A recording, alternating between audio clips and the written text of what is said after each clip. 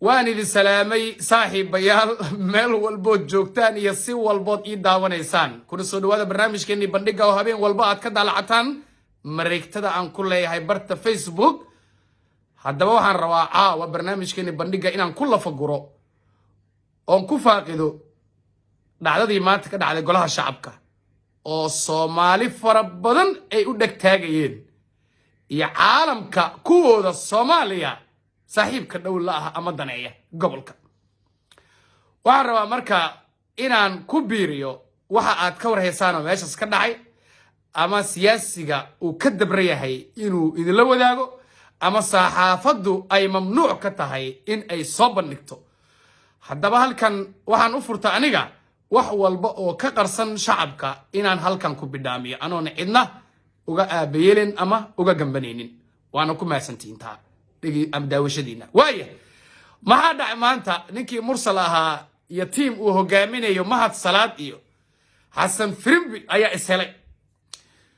ciyaartooydiisa mursal koley hablaa u badnaayo saara cabduqaadir oo gabadhii saaqa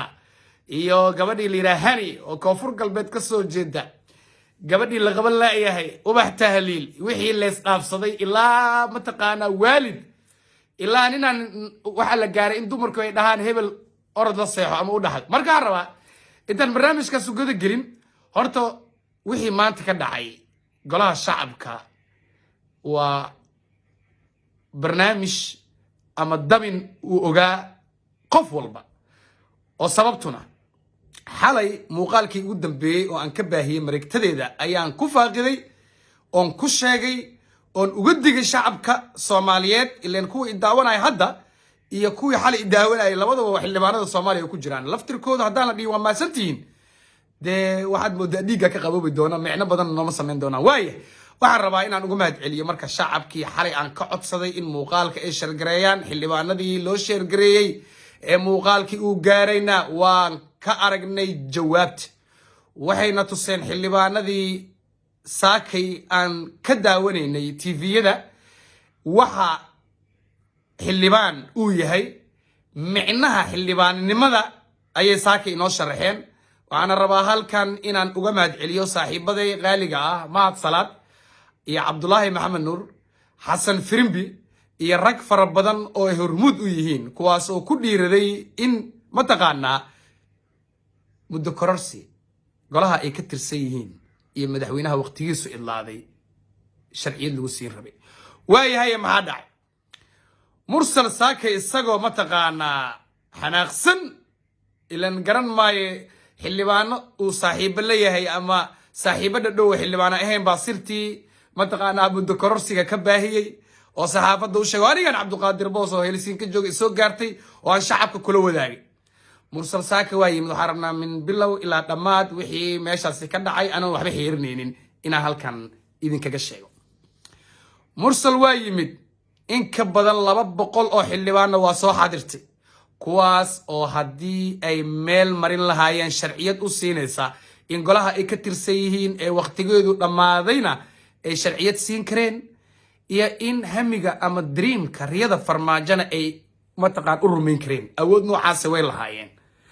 laakiin shacabka ayaan rabaa horta intaanan u gudagelin barnaamijkayga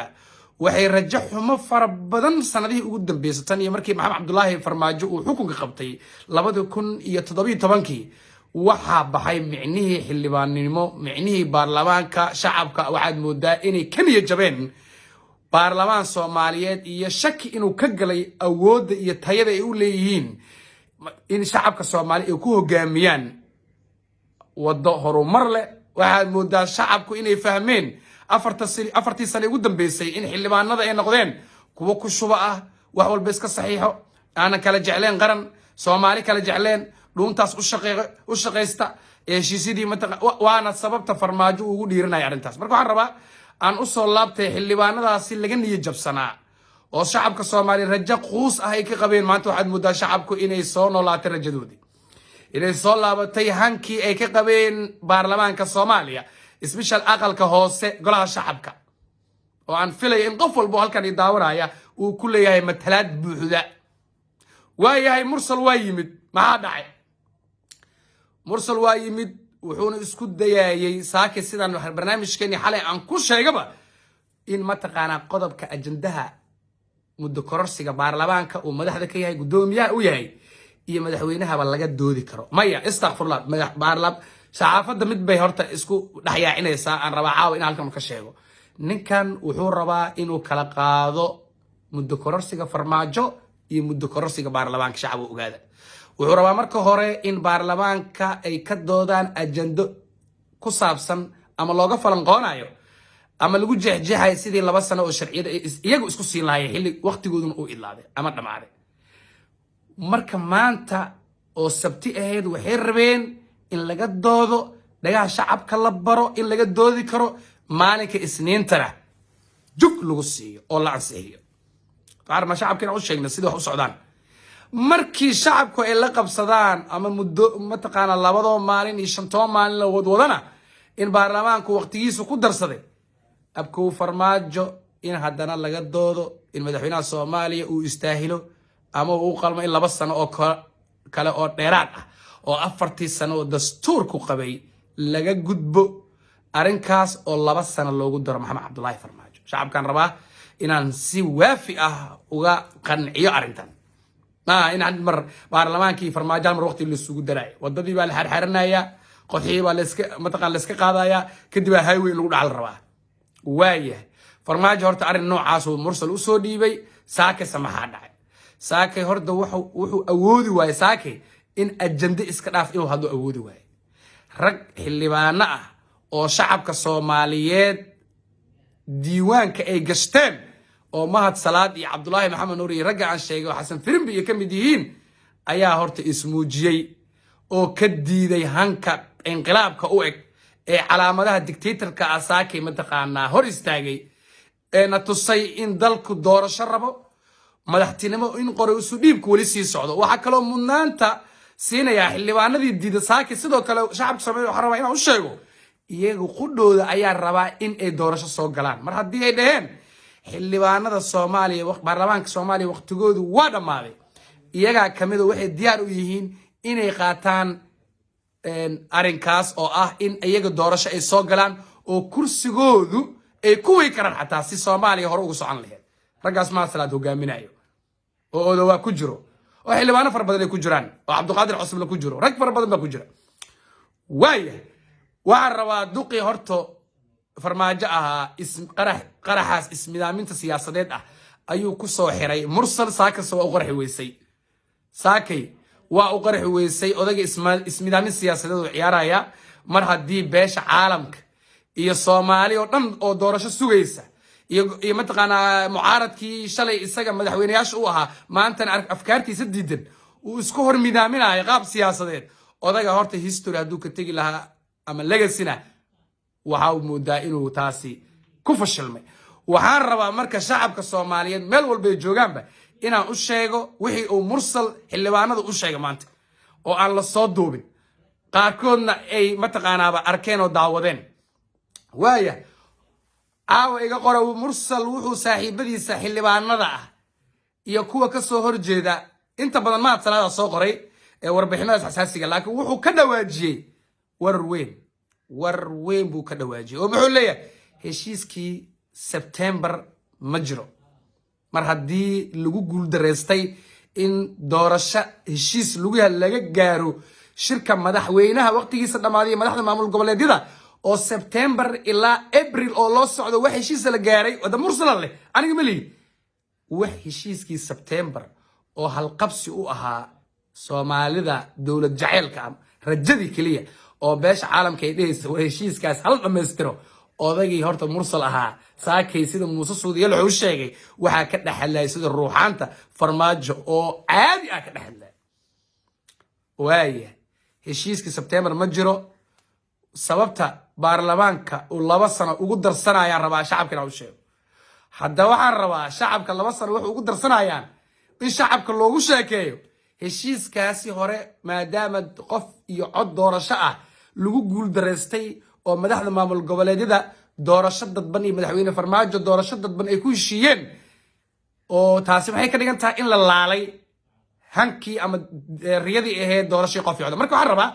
inaan idiin bidhaamiyo waxa mursal uu ula jeedo labada sano ee xilli mataqaana baarlamaanka uu ku siyaadsanayo wuxuu ula jeedaa oo saakana cadeeyaba in labadan sano ee baarlamaanka ah ay ku keenaan doorasho qof iyo cod ah taasoo ah ismoogsiis kala hadane oo shacabka kuwooda caamada ah la leeyahay doorasho qof iyo cod ah idin gaarsiinaynaa oo madaxweynaha Soomaaliya waqti marka lagu daro asaga nagu hogaaminayo doorasho qof iyo cod ah waa waxa ugu marmarsiyada ugu liidata ee qof siyaasad fahamsan oo farmaajo doorasho qof iyo cod ah laba sano kale loogu daraa waxa ka dhalan karaan qiyaasi karaa waxa ka dhalan karay qiyaasi karaan kuwa iga aqliga badan ee iga siyaasadda yaqaana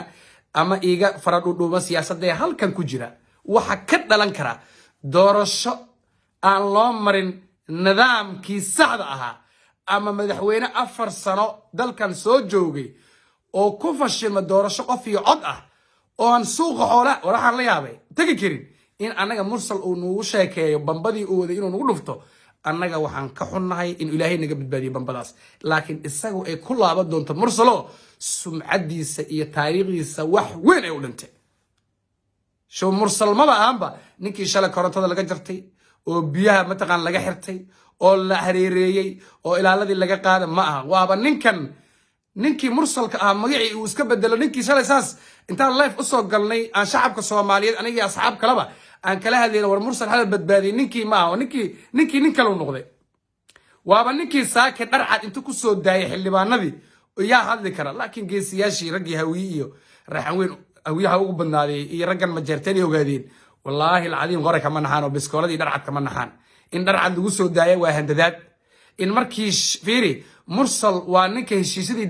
dekadaha Ethiopia loo saxiixa aan loo keenin waay afartii dekadood mursal muxuu hoos ugu riixi waayay ajanda ku saabsan ka doodistii qalbi dhagax markii loo dhiibayay Ethiopia ma keenin laakiin wuxuu inoo keenayaa sharciyad sidoo ku siin lahaa ninkii intaasoo dambi dalkan ka galay waayahay mursal wuxuu inoo sheegayaa madaxweyne aan tagi karin suuqa xoolaha iyo madaxweyne aan tagi karin afgooy iyo midaan bakaara tagi karin ayaa dowlad uu madax ka yahay doorasho qof iyo cod qabanaysa mursal wuxuu noo sheegayaa in isagoo taangi amisom ku dhex jiro in doorasho qof iyo cod oo xildhibaanada ku qasbo isagoo xoog ciidamada dharcad ah iyo lacag ba adeegsanaya waaya waxaan rabaa inaan shacabka Soomaaliyeed kuwa hadda daawanaya tirada badan aan weydiiyo ilaahay baa naftan iska leh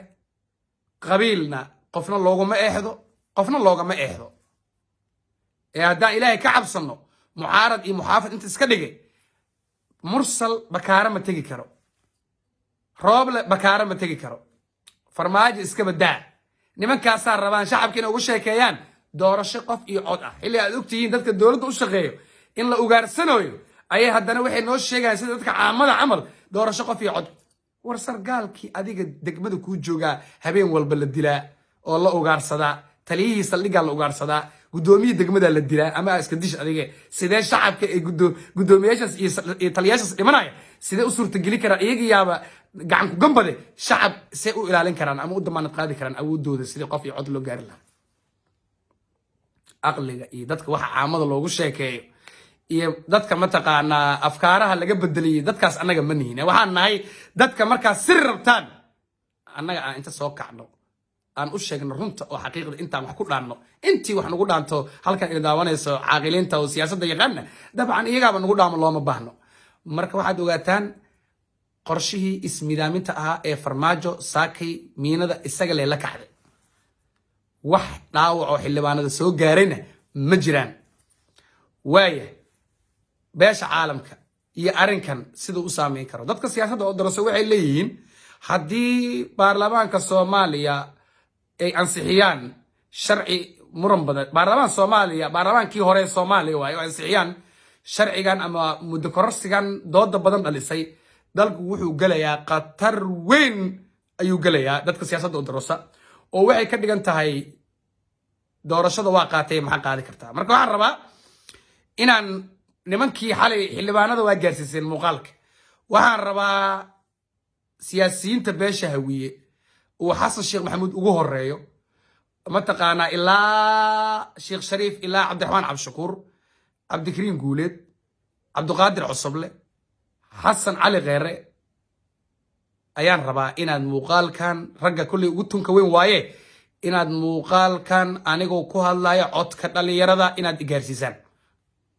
oo aan leeyahay oo maxaa gaarsiinaysiin walaalayaal deni iyo axmed madoobe xataa ugu dara walaalayaal idinkaa idinla hadlayaa ninkan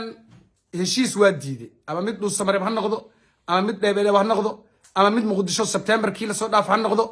heshiis waa diiday kow banaanbax waa diiday aniga sida gunta uma hadla dee sida gunta inaa u hadla ma rabo gobonimo geesinimo waxaa la yidhi waa in yaroo cagaha dhulku ka haysid geesinimo waxaan rabaa marka su-aasha aan idin weydiin doono siyaasiyiinteeda sharafta low oo raggan hawiye ugu badan yihiin shacab fara badan oo halkan daawanaya ka dhex guuxaysaa anna waxaan rabaa inaa iga jaahil bixisaan ama aad ogaataan xataa haddaa rabta inaa iga jaahil bixinaa waxa maankeena ka guuxaya inaan annagu idinla jaan qaadi karna siyaasad ahaan war ninkan heshiis waa diiday kii sebtembar ha noqo sanadka lasoo dhaafay ama kii dhuusamareeb iyo baydhabo la tegaya ama kii muqdisho iyo midkan xalal loo fadhiyo waaya wuxuu weeraray xasan shiikh iyo sheekh shariif iyo xasan kheyre iyo cabdiraxmaan cabdishakuur iyagoo bannaan baxaya waa qab kale waa mataqaanaa qab kale oo idin tusaaya waa laba qab inuu heshiis idinka diido ee mataqaanaa idin rasaaseeyo madaafiic idinku garaaco waa laba qab in hadda idinkoo taagan haddana uu mursal dhaho ii cusbooneysii 2 sano oo mataqaanaa xaaraan ah hadda adinka marka maxaanay laga fadhiyaa waxaan rabaa idinka maxaanay laga fadhiyaa waaya shalay waxaan dheesaynay heshiis baa socda sebtembar rajo laga qabaa waayeen xalay waxaana dhahdeen example xalay wixii baastian ka wadaaye xalay waxaana dhahdeen wuuna soo weeraray anaga kuma deesan banaabaxuu diiday anaga kuma deesan haye shacabkana daawanaya hadda ma waxaad leedihiin hadduu 2 sano ku darsadana anaga kuma deesanan ma leedihiin haddaad itaal daran tihiinna dee noo sheega haddaad quusateen oo itaal daran tihiinna dee ninkaan aan raacno been ma fiicne haddaad itaal dareeseen oo awood dareeseen inta nin siyaasiya inta dhan lama sugo dhan nin siyaasi oo caqli iska day waxaan rabaa haddaad itaal dareeseen oo rajo xumo idinku jirto walaalayaalow noo sheega shacab haddaan ama aan farmaajo iska raacno isagaan raaceynaa isagaan la tashanaynaa isagaana madaxweyne noo ah haddii qofka aad iska celi karin oo iska hor wareeji karin dee waa la raaca waa lagu qasban yahay haddaad xal kale ummaddan u haysaanna kolley ataxiyaadkaa lagu jiraaye wuxuu noo keena oo aan caawa nafteena ku sabi karno hadda runna la sheegin maa ratida meerka raad qurxoon wax saa idinkula hadlaa la'dihiin waana la soo weeraray banaabaxaana la diiday diyaaradaana la gediyey waana la rasaasay guryaheena la qabsaday madaafiicna lagu garaac waayahay calaacal waa dhammaayey maxaa hara marka walaalayaalow inaad heshiis laba idiin furan inaad ninkan koley siyaasiyiinaad tihiine damiciina waa naqaanaaye inaad kursigaas roobar kula gorgordontaan oo 2 sano siisaan iyo inaad iska aamustaan oo ninkan dalka wuu qabsaday cid idinka celinaysa ma lehe waa ujeedaa yacna ma jiro ninkan odayna ma qabo suldaanna ma qabo ninkan isinna ma laha ninkan waa uun dhaxal siyaad barro waaya marka haddaad salaad gabayro tahay iyo haddaad ceydiid tahay iyo haddaad cabdullaahi yuusuf tahayba ninkan dalka waa haysayaay wuxuun dib ha la iskugu laabtay wuxuuna noola keeno raganimo thank you very much guulaysta dhammaantiin